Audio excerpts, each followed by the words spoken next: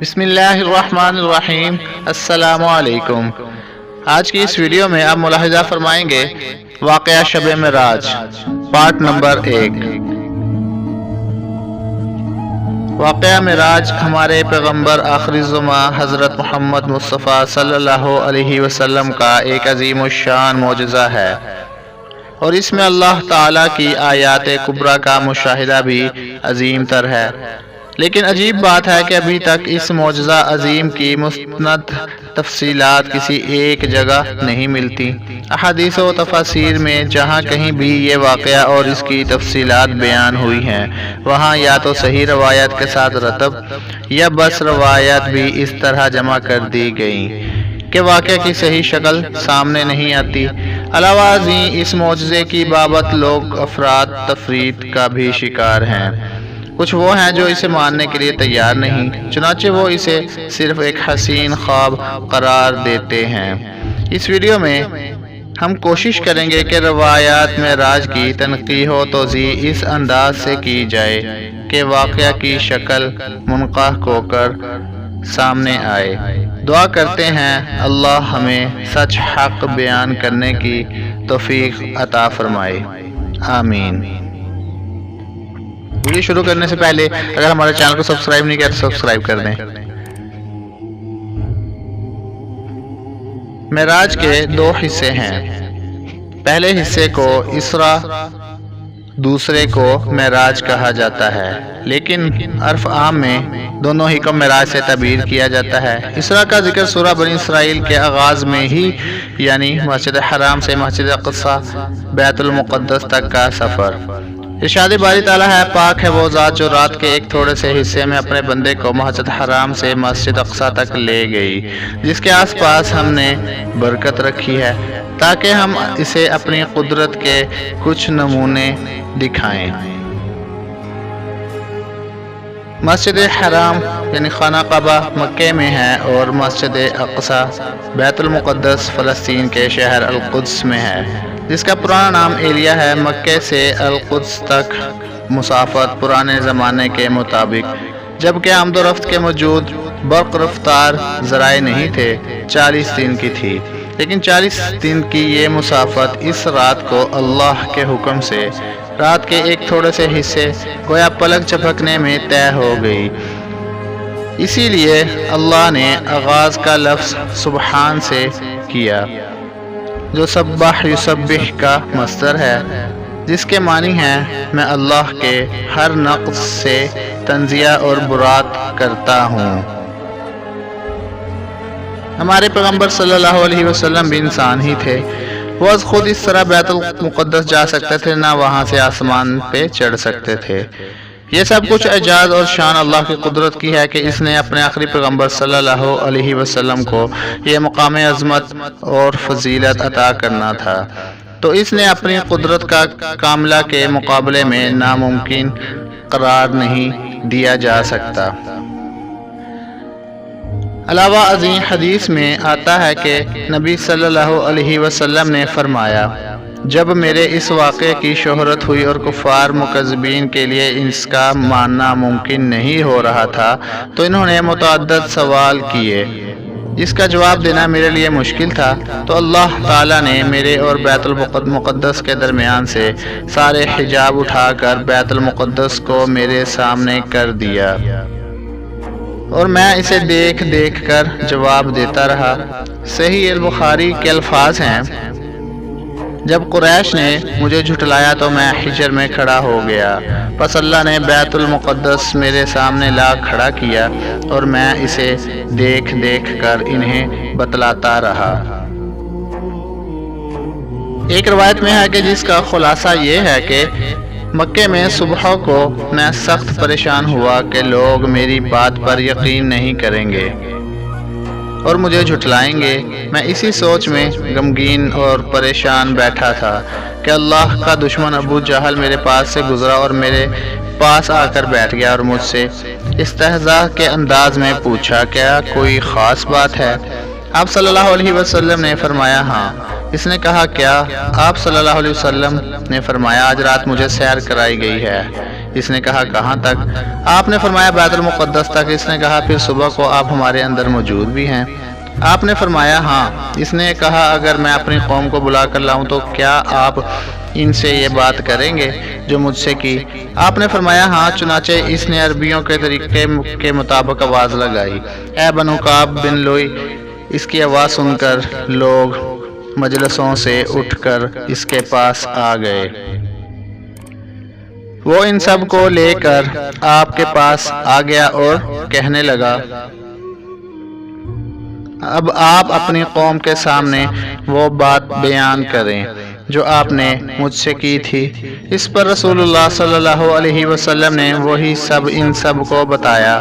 یہ سن کر لوگ تالیاں پیٹنے لگے۔ کچھ نے اسے جھوٹ کہا اور کچھ لوگوں نے جنہوں نے بیت المقدس کا سفر کیا ہوا تھا اور مسجد اقصی بھی دیکھی ہوئی تھی، وہ کہنے لگے کہ آپ مسجد اقصی کی صفات بیان کر کے ہمیں بتلائیں گے کیا؟ اس پر رسول اللہ صلی اللہ علیہ وسلم نے فرمایا میں نے مسجد کی صفتیں بیان شروع کر دی۔ میں بیان کرتا رہا حتیٰ کہ بعض چیزوں پہ مجھے التباس ہونے لگا تو مسجد میرے سامنے کر دی گئی، حتیٰ کہ جیسے دار اقال یا دار عقیل ہے، عقیل سے کم فاصلے پر ہو گئی۔ بس میں اسے دیکھتا رہا اور اس کی صفتیں بیان کرتا رہا۔ انہوں نے میری باتیں سن کر کہا کہ اللہ کی قسم اس نے صفتیں تو ساری صحیح بیان کی ہیں۔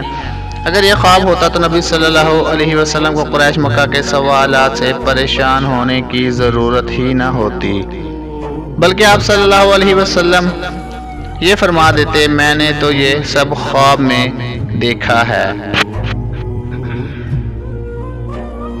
واقعہ معراج صحیح احادیث کی روشنی میں۔ اب ہم معراج کے واقعہ کو احادیث کی روشنی میں بیان کرتے ہیں۔ حضرت انس بن مالک بن صعصع رضی اللہ عنہ سے بیان کر رہے ہیں، اللہ کے نبی صلی اللہ علیہ وسلم نے انہیں اس رات کی بابت بتلایا جس میں آپ صلی اللہ علیہ وسلم کو معراج کرائی گئی۔ آپ نے فرمایا میں ایک وقت حتیم میں، بعض دفعہ آپ نے فرمایا حجر میں لیٹا ہوا تھا۔ حتیم اور حجر ایک ہی جگہ کا نام ہے۔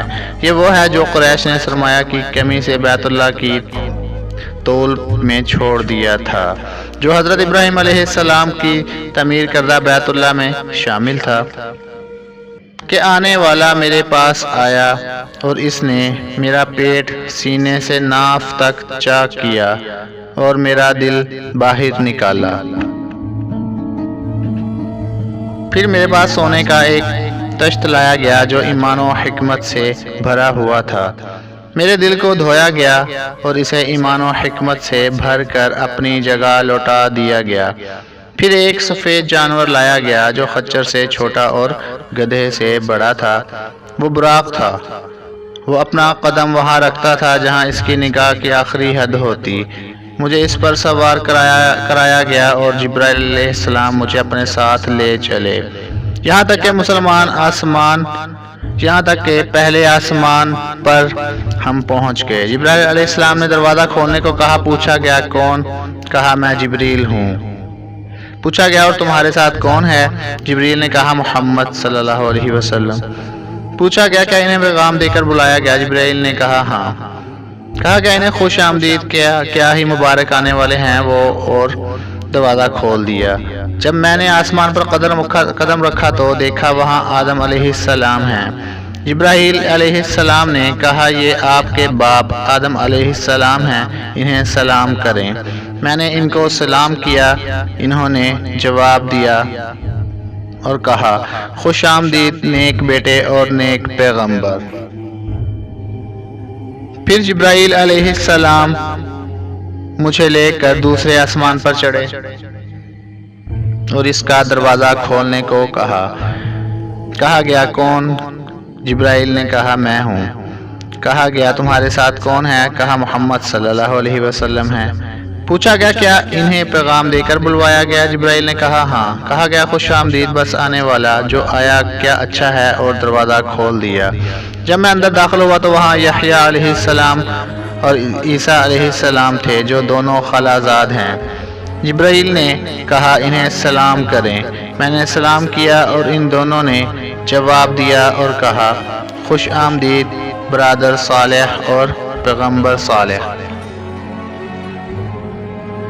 پھر جبرائیل علیہ السلام تیسرے آسمان پر مجھے لے کر چڑھے اور دروازہ کھولنے کو کہا۔ پوچھا گیا کون ہے؟ جواب دیا جبریل ہوں۔ کہا گیا اور تمہارے ساتھ کون ہے؟ کہا محمد صلی اللہ علیہ وسلم ہیں۔ کہا گیا انہیں پیغام دے کر بلوایا گیا؟ جبرائیل نے کہا ہاں۔ کہا گیا خوش آمدید پس آنے والا جو آیا کیا اچھا ہے، اور دروازہ کھول دیا۔ جب میں وہاں پہنچا تو وہاں یوسف علیہ السلام تھے۔ جبرائیل نے کہا یہ یوسف ہیں، انہیں سلام کریں۔ میں نے انہیں سلام کیا، انہوں نے جواب دیا اور کہا خوش آمدید برادر صالح پیغمبر صالح۔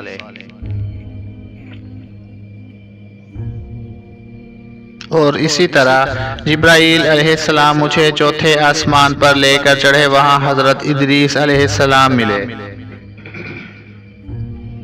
اور پانچویں آسمان پر حضرت ہارون علیہ السلام ملے، اور چھٹے آسمان پر حضرت موسیٰ علیہ السلام ملے۔ جب میں وہاں سے آگے گیا تو موسیٰ علیہ السلام رو پڑے۔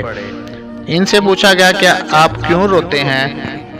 انہوں نے کہا میں اس لیے روتا ہوں کہ یہ لڑکا جو میرے بعد نبی بنا کر بھیجا گیا، اس کی امت کے لوگ میری امت سے زیادہ جنت میں جائیں گے۔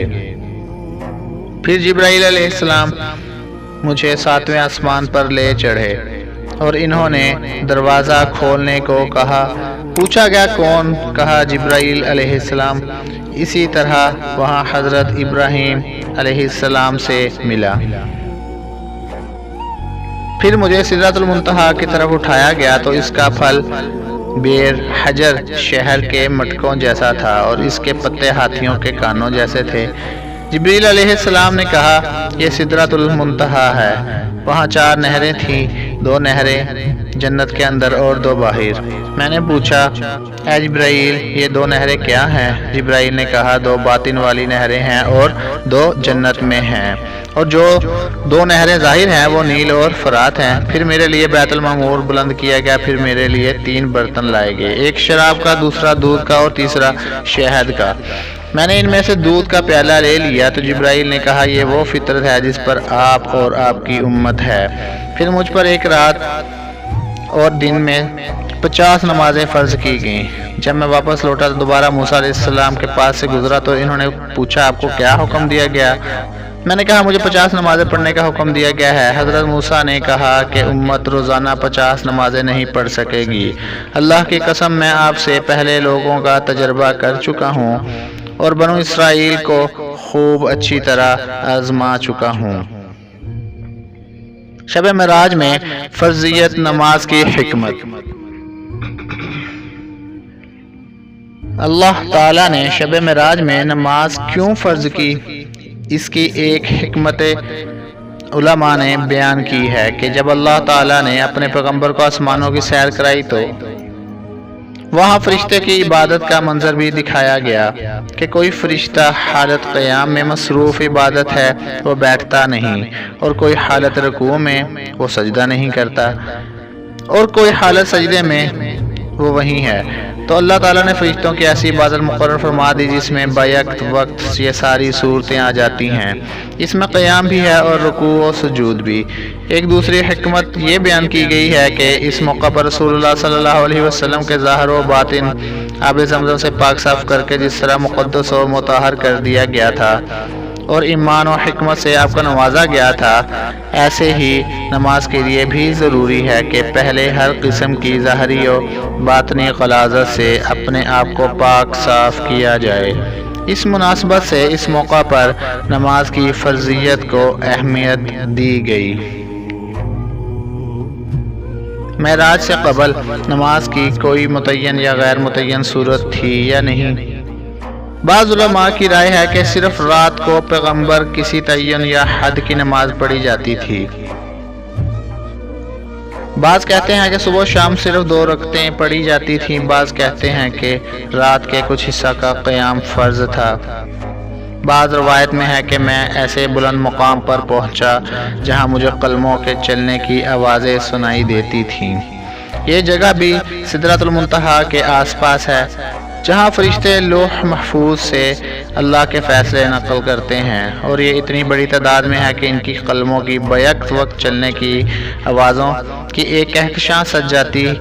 حدیث میں سدرۃ المنتہا پر 4 نہریں دیکھنے کا بھی بیان ہے، 2 جنت کے اندر اور 2 باہر والی 2 نہریں نیل اور فرات ہیں، اور ان کی بابت بھی یہی کہا گیا ہے کہ وہ جنت سے ہیں، یعنی ان 4 نہروں کو کل من انہار الجنہ کہا گیا ہے۔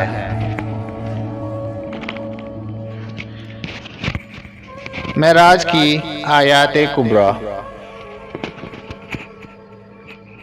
قرآن مجید میں اسرا مسجد حرام سے مسجد اقصیٰ تک کا بذریعہ براق سفر کا مقصد بتلایا گیا ہے تاکہ ہم اپنے بندے پیغمبر کو اپنے نشانیاں دکھا سکیں۔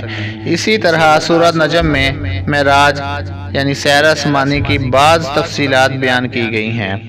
فرمایا اللہ کے پیغمبر نے وہاں اپنے رب کی بعض بڑی نشانیاں دیکھیں۔ ان دونوں آیات سے واضح ہوتا ہے کہ اسراء و معراج کی رات میں رسول اللہ صلی اللہ علیہ وسلم نے اپنے رب کی بہت عظیم نشانیوں کا مشاہدہ کیا۔ ان میں سے چند بڑی نشانیاں درج ذیل ہیں۔ شق صدر کے بعد نبی صلی اللہ علیہ وسلم کے قلب اطہر کا نکالنا اور پھر اسے دھو کر اپنے مقام پر دوبارہ رکھ دینا، یہ بھی ایک عظیم نشانی ہے۔ اس دور میں دل کا اپنے مقام سے باہر نکالنا موت کے مترادف تھا، لیکن نبی کریم صلی اللہ علیہ وسلم کو کچھ نہیں ہوا، یہ اللہ کا حکم اور اس کی مشیت تھی۔ دوسری بڑی نشانی اللہ کی طرف سے براق جیسی برق رفتار سواری کا انتظام کرنا تھا، جس نے 1.5 مہینے کا سفر کو رات کے ایک نہایت قلیل حصے میں طے کرا دیا۔ تیسری بڑی نشانی معراج سیڑھی کے ذریعے سے نبی صلی اللہ علیہ وسلم کو آسمانوں پر لے جانا۔ یہ کیسی عظیم الشان سیڑھی ہوگی جو آسمانوں پر چڑھنے کے لیے آپ کو مہیا کی گئی۔ چوتھی بڑی نشانی بیت المقدس میں تمام انبیاء کا جمع کرنا اور ان کا نبی صلی اللہ علیہ وسلم کی اقتداء میں نماز پڑھنا ہے۔ یہ واقعہ چاہے آسمان پر جانے سے پہلے ہوگا یا آسمانوں سے واپسی پر، اس کی اہمیت واضح ہے۔ پھر ایک انسان کا آسمانوں پر عروج بھی کچھ کم اہمیت کا حامل نہیں ہے، یہ بجائے خود ایک بہت عظیم نشانی ہے۔ پھر آسمانوں پر جلیل القدر انبیاء کرام سے ملاقاتوں کا خصوصی اہتمام بھی نبی کریم صلی اللہ علیہ وسلم کی امتیازی شان کا اظہار اور ایک عظیم نشانی کا مشاہدہ ہے۔ سدرۃ المنتہا کا مشاہدہ جو مقام انتہا ہے، بلائی چیزوں کا بھی جنہیں نیچے اترنا ہوتا ہے، ان کا نزول پہلے سے یہاں ہوتا ہے۔ فرشتے اسے یہاں سے وصول کر کے اس کے مطابق کارروائی کرتے ہیں، اور نیچے زمین سے اوپر آسمانوں کو جانے والی چیزیں بھی یہاں آ کر ٹھہر جاتی ہیں، اور پھر ان کے بعد ان کو جہاں لے جانا ہوتا ہے لے جایا جاتا ہے۔ اس اعتبار سے یہ بہت ہی اہم مقام اور نہایت اہم مرکز ہے۔ 7ویں آسمان پر بیت المعمور دیکھا، جو فرشتوں کی عبادت گاہ ہے، جس سے اللہ کی اس نورانی مخلوق کی عظمت و کثرت کا مشاہدہ ہوا کہ روزانہ 70,000 فرشتے اس عبادت کے لیے آتے ہیں، اور پھر قیامت تک ان کو دوبارہ باری نہیں آتی۔ جنت و دوزخ اور اس کے بعض مناظر کا مشاہدہ، جس کی تفصیل ویڈیو کے اگلے حصے میں آپ ملاحظہ فرمائیں گے، اور یہ سب کچھ رات کے ایک نہایت قلیل حصے میں ہوا، جس کے لیے مہینوں درکار تھے، بلکہ کسی انسان کے لیے یہ بس میں نہیں ہے کہ وہ ان عجائبات کو دیکھ سکے جن کا مشاہدہ نبی کریم صلی اللہ علیہ وسلم کو شب معراج کے ذریعے کرایا گیا۔ ویڈیو پسند آئی تو لائک کریں، چینل کو سبسکرائب نہیں کیا تو سبسکرائب کریں۔ ملتے ہیں اگلے حصے میں، تب تک کے لیے اللہ حافظ۔